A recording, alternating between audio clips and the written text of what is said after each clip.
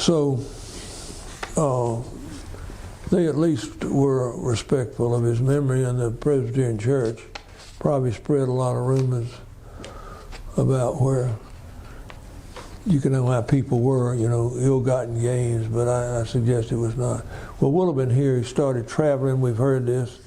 He was selling wagons, buggies, and was, for example, in Ardmore, Oklahoma paper I just read today described him as being in town on a certain day and before the turn of the century and buying property, and his hope that he will be as benevolent with the use of that property as he was before, which would be an example of his benevolence. They describe him not as a blacksmith, but as an entrepreneur or investor. Well, moving along, well, at any rate, here he is in Oklahoma. He bought land in the Indian Territory. Of course, it was all Indian Territory at that time, but the Indian Territory where the Chickasaw Indians, who had just been removed a few years before from this area, were given ceded land in Oklahoma, and he was in several towns there, including a town that was pretty much owned by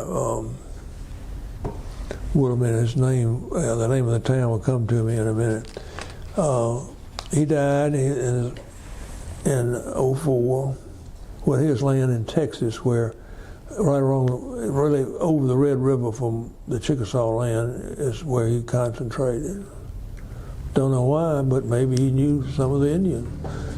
All right, he died in '04. His tombstone looks like a football helmet, but it's not. And the only thing he wanted on it was his the thing he prized most was his service in the Confederate service of the cavalry, and it's written there, Camp Lee Thompson's Cavalry, CSA. All right, he dies in '04, and I think it's time to introduce his daughters. There were 6 of them.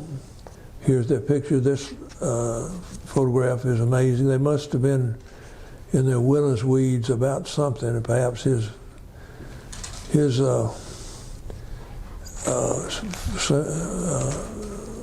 funeral service, but at any rate, here they are. And I got this photograph from the Delta Gamma sorority. Each one, 4 of these ladies were members of that sorority. One was a Chi Omega, you see it listed here. And one, Emma down on the end, did not go to the university. But the rest of them were graduates of the university and very proud of their sorority. I like to joke about the one that joined the Chi Omega, which is my daughter's and my wife's sorority, was cut from the Delta Gammas and wasn't able to join them. They don't like that. All right, just to review, Emma married Sultan, Lily married Hudson and he died, and then James was married to James Glenn and he died. I remember this lady very well. She Nelson Store took care of her needs just entirely. Paid her bills, handled them, sent her a little money when he could, mainly by the black employee, Willie Wilson, who was trusted by her. Not everybody was. One married Carter and one married Cobbs. The Bertha went to Oklahoma and married a Wilkinson and a Cole. Wilkinson, having been a student here in the law department and graduated and practiced law out there, but apparently he didn't make the money that, well, he didn't stay, if Sullivan, as Wohlleben set him up out there, he didn't make much money. But, and then so these sons-in-law and their wives created these families, and I'm not going to try to go into each one of the families, but except the Sultans and the Carters. They had grandchildren who, in my estimation, were very interesting. When Wohlleben died in '04, immediately one of his grandsons went to this town in Oklahoma, which will come to me, I hope, Walters, Oklahoma, and immediately started a bank. Remember now, he just come out of Ole Miss. He was Sigma Chi fraternity, in the Sigma Chi fraternity, and Bob Farley, who was a member of this same age and so forth, was a Sigma Chi, and he said, damn, he's out there being the president of a bank. He wasn't even president of Sigma Chi's. He also started a ice house. That was important in those days. And I don't know what else, bank, ice house, a livery stable. So there was enough property and enough money for this young man to set himself up, and I guess I don't have to tell you,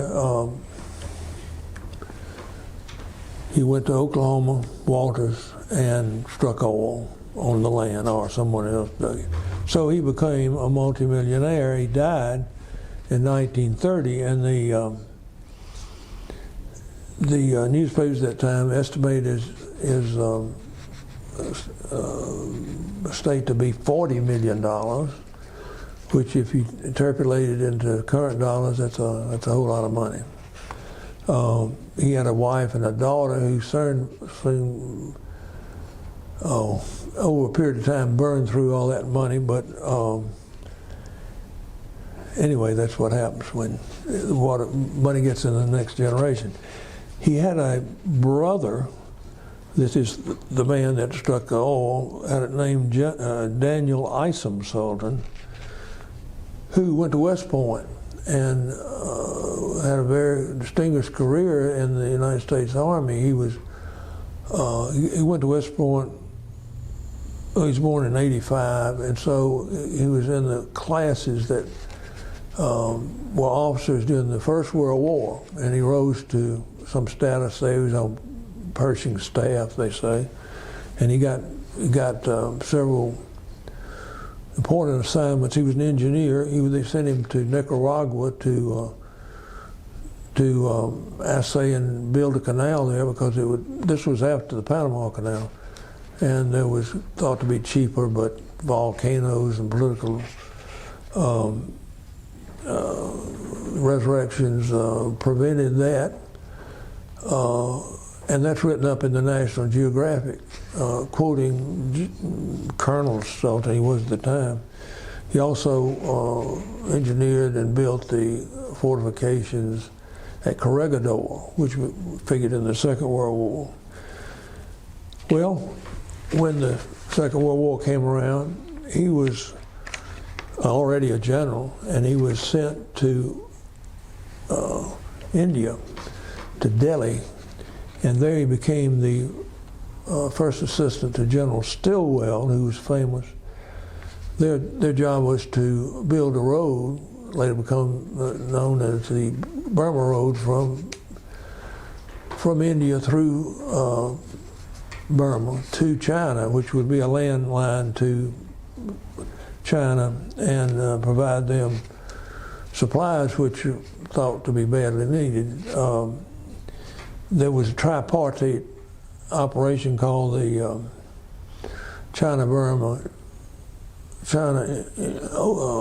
India-Burma campaign. Is that right? At any rate, there he was. His Stilwell's contemporaries with the other nations were Chiang Kai-shek and Lord Mountbatten, two very distinguished men who have their own histories. I won't go into them, but was certainly well known for other reasons. It was thought that maybe the English didn't want the Chinese to get too strong. The Chinese didn't want the India to get too strong, and Burma was sort of in between. But Stilwell objected that he wanted to win the war. He wanted to build this road, and pretty much he did, and criticized Chiang Kai-shek because America had passed the so-called Lend-Lease Act, where they lent supplies to China that would be paid back. Of course, they never were, and most of them didn't get in the hands of the peasants in China. They were distributed by Chiang Kai-shek to himself and to his friends. At any rate, Stilwell was relieved by Roosevelt because of his criticism of these two gentlemen, Chiang Kai-shek and maybe about that, I don't know. But when he was relieved, Sultan was named his successor. So he is in a comparable situation with these two famous guys. My father quoted David Nelson as asking his first cousin, Sultan, what about these, first about Chiang Kai-shek? Oh, I never met him. Mountbatten, he said, oh no, I never met him. So that's just the way things were. He was, they were trying to win the war, and those other two guys weren't. Well, Sultan came back to Oxford right after the war. A parade was given for him on the square. Sultan died shortly after he came back to Oxford and was rewarded with a big job in the Pentagon. In fact, he immediately became ill. I think it was a heart attack, and finally died in *47. And here's a photograph by Cofield of the parade that was given for him. Salute to the general by his home folks is the title written up there. And you can see Cobb's store in the background there on the right-hand side. Here is the speaker stand that day, and people are recognizable there. Starting on the left, we have the young Jamie Whitten, who had just been elected to Congress from this area. He was somehow avoided the war and got elected to Congress and stayed there about 60 years. The next was Bramlett Roberts, the county attorney, then some by ROTC, and then right behind the general speaking is Floyd Metz. And I always take a side, I always been very interested in the greatest generation and the boys from Oxford that went off to war and came back, and Floyd Metz was very, in later years, I would consider very unlikely to have flown 30 missions with 8th Air Force over Germany as a pilot, first pilot. He got shot down, ditched his plane in the channel, recovered. He was back flying a couple of weeks later. I asked him about that once, and he said, Will, I'm on borrowed time. I'm on borrowed time. I guess borrowed about 60 or 70 years after that. Next, some functionaries, and then hidden, but I know he's there, is Clyde Huggins, who came back to Oxford. Metz started a hardware store.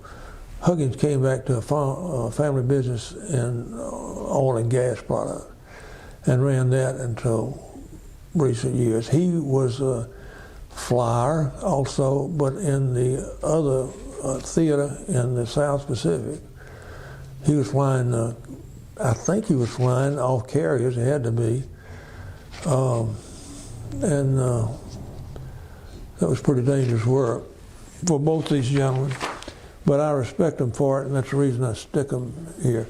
Now, moving on to the Carter family, we have Mary Katrina Carter, or Katrina Carter, who was a femme fatale. Everybody was in love with Katrina, including Phil Stone, a prominent man, Bob Farley, who I mentioned, who readily talked about how beautiful she was and how much fun she was.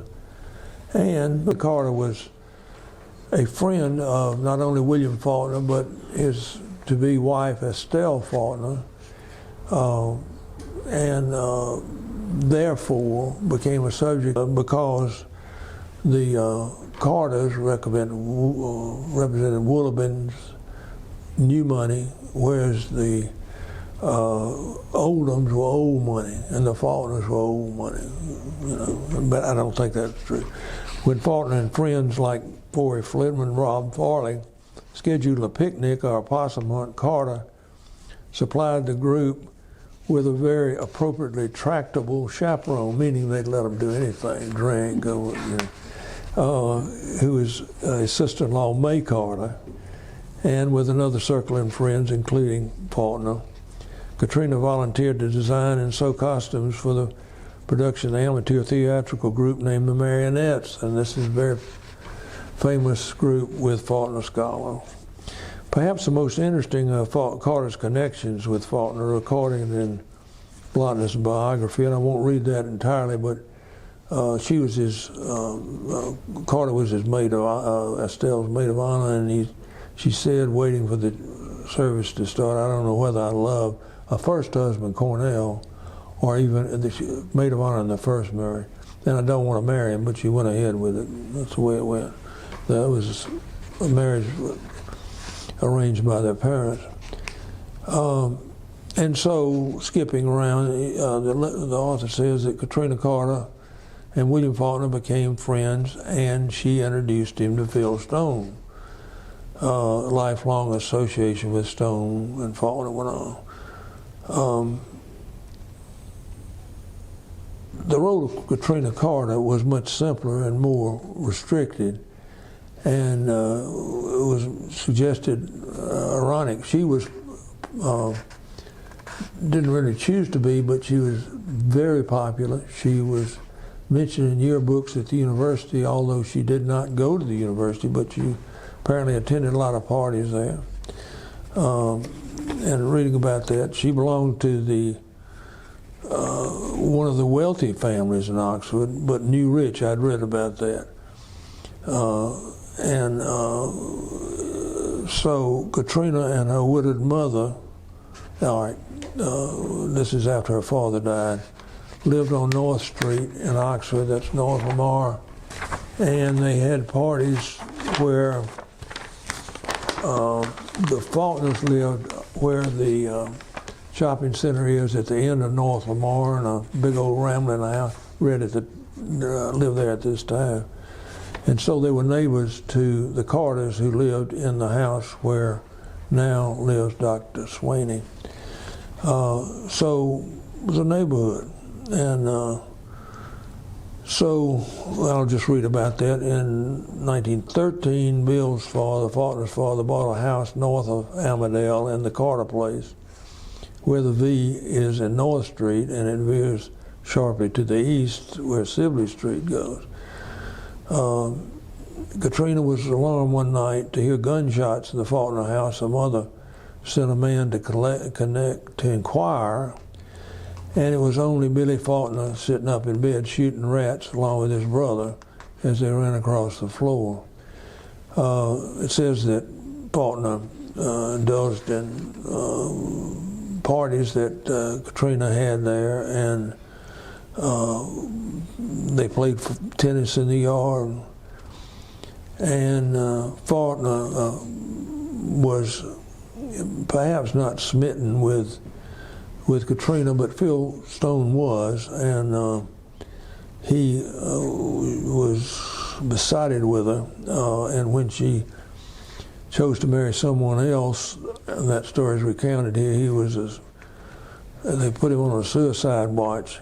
Robert Farley, who was closer to Faulkner in age, played tennis with Katrina, and he says some 60 or 70 years later, he was smitten with her himself. She had rather deep-set eyes. She was very distinctive. He had an engaging laugh, not a man's laugh.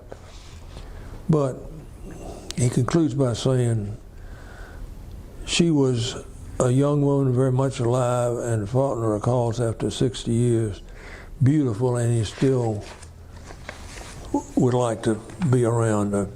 One of the stories I want to close with about Katrina is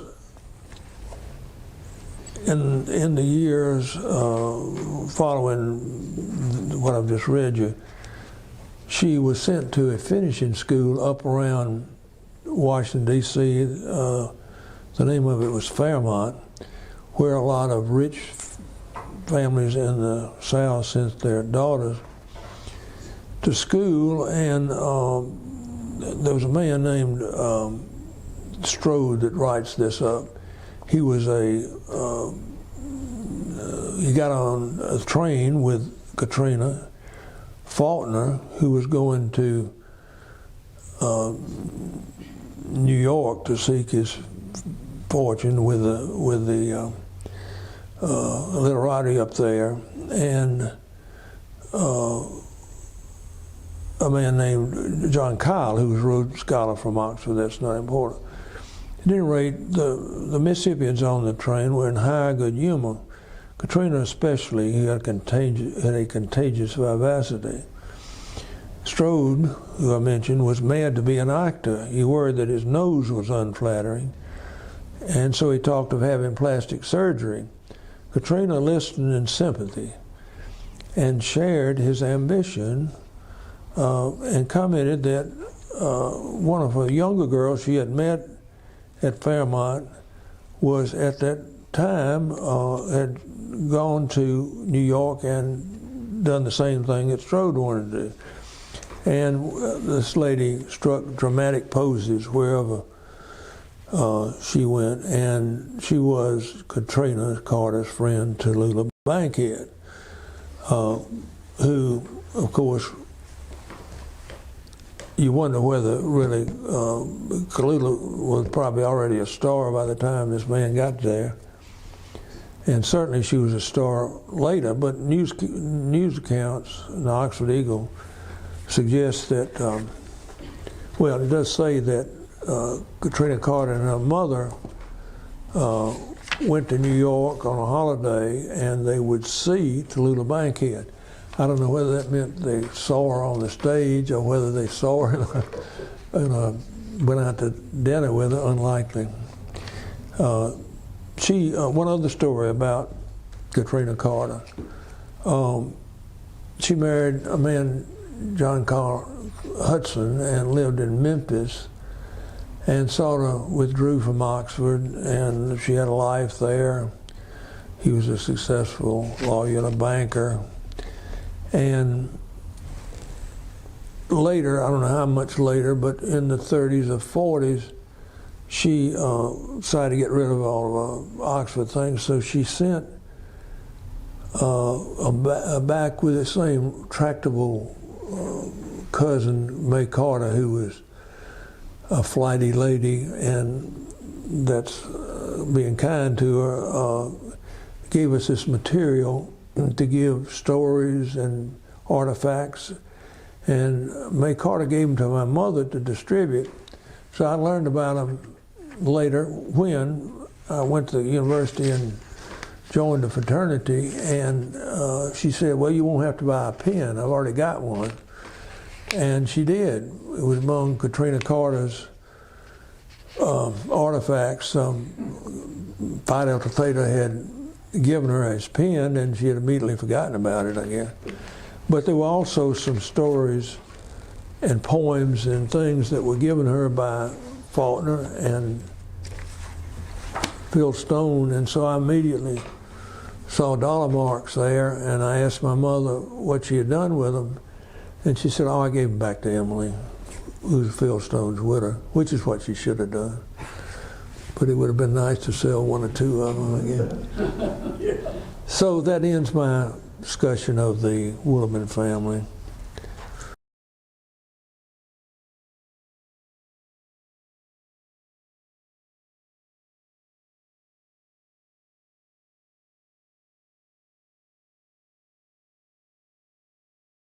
And I hope that I can renew interest in the family. And I want to say in closing, again, that I do not think he was mountebank and a bad person. I think he was a builder of Oxford in the years before 1900. With Barnett. There we go.